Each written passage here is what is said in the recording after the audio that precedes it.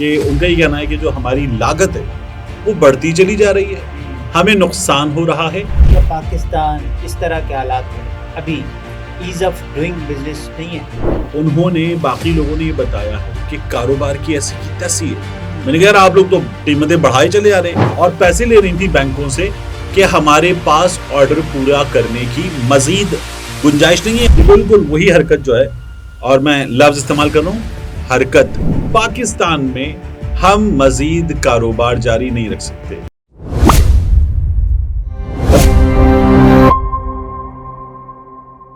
अस्सलाम वालेकुम, मैं हूं अब्दुल सत्तार। आप अलग न्यूज़ देख रहे हैं। तारिक मतीन हमारे साथ हैं।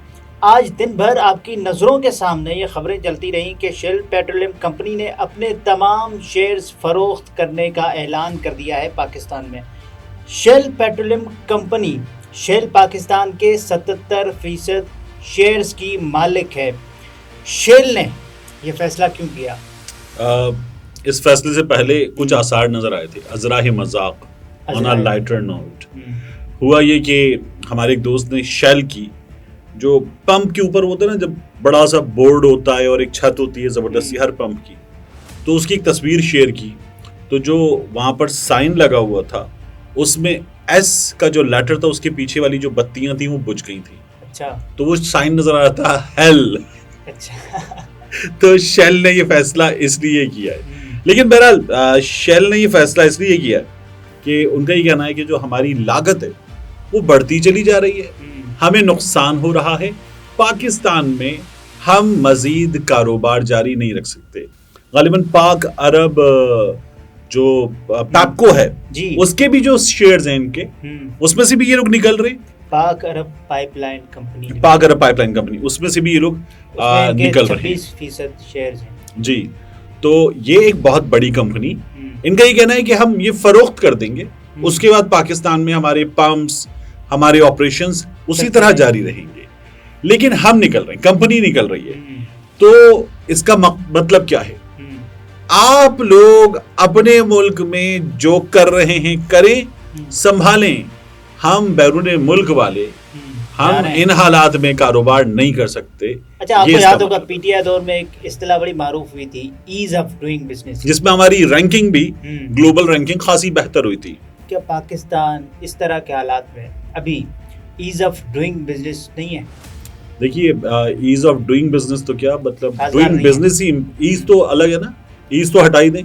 डूइंग बिजनेस तकरीबन इम्पॉसिबल हो चुका है। ठीक है, क्योंकि बड़ी बड़ी कंपनियां इस वक्त वो सब कुछ बंद करती जा रही हैं। जैसे होंडा ने, टोयोटा ने, सुजुकी ने तो बड़ा ठीक ठाक तरीके से ये बताया।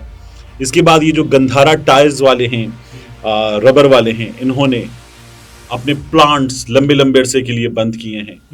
और हमने एक चीज देखी पिछले कुछ दिनों में, बार बार उस पर बात हुई है कि यार जो गाड़ियां हैं पाकिस्तान में उनकी कीमत बढ़ती चली जा रही है, महंगी होती चली जा रही है। ये हमने बार बार देखा ना जी। मेरी एक जहां मेरी रिहाइश है उस जगह एक साहब उसी बिल्डिंग में रहते हैं। वो चंगान ये जो है इनके साथ काम करते हैं। उन्होंने बाकी लोगों ने ये बताया है कि कारोबार की ऐसी की तैसी है। मैंने कहा आप लोग तो कीमतें बढ़ाए चले आ रहे हैं। वो गाड़ी जो अब से कुछ अर्सा पहले 20 लाख की थी वो अब 50 लाख की है। हमारे यहाँ वो जो टीन का डिब्बा है छोटा वाला, मैं नाम नहीं लेना चाहता गाड़ी का, वही अब 26-27 लाख रुपए का हो गया। तो उन्होंने कहा ये इस कीमत के बावजूद घाटे में है। मैंने कहा आपका कैसी बातें कर रहे हैं? कहेंगे बिल्कुल घाटे में और बहुत बुरा घाटा हो रहा है।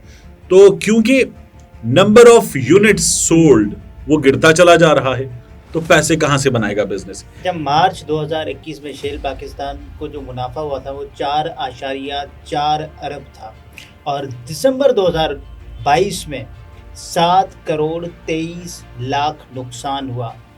ये नुकसान आपको पता है कैसे हुआ? 48% इजाफे के बावजूद नुकसान हुआ, क्योंकि जो डॉलर है वो जहां पहुंच चुका है, जिस लेवल पर पहुंच चुका है, एक्सपेंसेस जिस लेवल पर पहुंच चुके हैं, उसमें ये होना था। अब सिर्फ इतना नहीं हुआ, आप पिछले साल की जो पीटीआई हुकूमत थी उन दिनों की अगर चीजें देखें, ये अभी हमारे नाजरीन भी देख रहे हैं, बीबीसी की खबर है 20 जनवरी 2022 की। 20 जनवरी 2022 इमरान खान की हुकूमत के जाने की चीजें तय हो रही थी। जो इमरान खान के मुखालिफिन सियासी वो ये चीजें तय कर रहे थे जी। और तब क्या हुआ BBC बता रहा है टेक्सटाइल मसनूआत के शोबे में पाकिस्तानी बरामदात में इजाफा, एक्सपोर्ट्स में इजाफा, अमरीकी मंडी तक रसाई की दौड़ में पाकिस्तान इंडिया से, बांग्लादेश से आगे कैसे निकला। ब्लूमबर्ग ये बता रहा था कि पाकिस्तान ने सबको पीछे छोड़ दिया है और हम इतने बिजनेस पर आ गए थे कि हमारी जो फैक्ट्रीज हैं वो नए यूनिट्स लगा रही थी, नए यूनिट्स, और पैसे ले रही थी बैंकों से कि हमारे पास ऑर्डर पूरा करने की मजीद गुंजाइश नहीं है एग्जिस्टिंग फैक्ट्रियों में, हमें नई फैक्ट्रियां लगानी है, रोजगार पैदा हो रहा था। तो ये कोरोना से शुरू हुआ था, ये कोरोना से शुरू हुआ था। तरसीलाते ज़र इस हुकूमत में 13% नीचे। आज खबर बड़ी चल रही है, रोशन डिजिटल अकाउंट्स खाली हो गए। कैसे? आधे पैसे $6 अरब प्लस के पैसे थे जितने हम IMF से मांग रहे हैं, लोगों के पैसे, आधे पैसे लोगों ने निकाल लिए, आधे पैसे समा न्यूज की खबर के मुताबिक इस सरकार ने खर्च कर दिए। मतलब खर्च कर दिए लोगों के पैसे। मतलब वो था ना, आप सोच भी नहीं सकते कि ये कैसे किया जाएगा, लेकिन ये हुकूमत कर गई है। सागर साहब ने कहा था ना कि जो प्राइवेट बैंकों में और बैंकों में डॉलर है वो भी पाकिस्तान की, कहा था सागर ने। ये बिल्कुल वही हरकत जो है, और मैं लफ्ज इस्तेमाल कर रहा हूँ, हरकत, ये वही हरकत की गई है। इससे पहले नून लीग ने, सागर ने क्या किया था, वो फॉरेन करेंसी अकाउंट्स मुंजमद किए थे, आपको याद है। इन्होंने अब फिर वही काम किया है, तो ये इस काम में तो महारत रखते हैं। इसके अलावा business confidence index overseas chamber of commerce इन्होंने मुरतब की है, जिसमें मार्च से अप्रैल जो डेटा है उसके मुताबिक माइनस। अब ये कारोबारी इदारों की तंजीम का कारोबारी इदारों से सर्वे है, बड़ा ऑथेंटिक नंबर। एतमाद कितना कम हुआ, आप देखें कि -25 तक ये चली गई है, जो पिछले महीने -4 पर थी, तब भी माइनस थी, और अब -4 से -25 तक।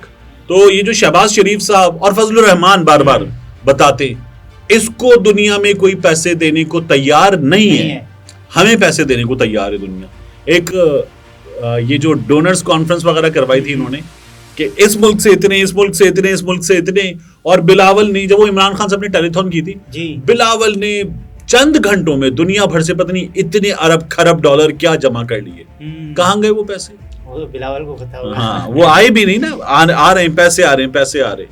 तो ये इन लोगों का काम है। आके चले भी गए और मिले भी नहीं। खाद तबाही, स्टील तबाही, कपड़ा हमारे यहाँ कभी तबाही की दास्तान नहीं सुनाता था। कपड़ा ये वो सेक्टर है जो फायदे में जाता है, टेक्सटाइल सेक्टर। बेरोजगारी का जो नंबर है वो शरह जो है हमारे यहाँ वो पहुंच गई है बेरोजगारी की अब 7% पर। पिछले बरस ये शरह थी 2%।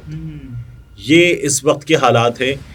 आज की खबर ब्लूमबर्ग की, उसके मुताबिक हमारा जो डिफॉल्ट का रिस्क है अब वो पहले से कहीं ज्यादा बढ़ गया है। इसाक डार साहब क्या बता रहे हैं बार बार? डिफॉल्ट नहीं करेंगे। अब इसाक डार साहब का डिफॉल्ट ना करने का फॉर्मूला वही है, आसान सा, मसनूई, कि खर्च ही नहीं करेंगे। आप खर्च ना करने के चक्कर में अपनी फैक्ट्रीज का कारोबार बंद कर चुके। फिर मुल्क कैसे चलेगा जब आप कह रहे हैं कि खर्च नहीं करेंगे, आपने बजट दे दिया है, तो फिर ये कैसे होगा? इसहाक डार साहब ने पता नहीं कौन सा फॉर्मूला रखा हुआ है, ये इनके खानदान के असास से, इन लोगों के असास से इनका कारोबार वो फ्लरिश कर रहा है, और हम जो हैं वो इस वक्त मुसलसल डिमिनिशिंग, वैनिश कर रहे हैं हम लोग। नाज़रीन, ये तारिक मतीन थे, गुफ्तगू आपने मुलाहिजा फरमाई। इजाज़त दीजिए, अल्लाह हाफ़िज़।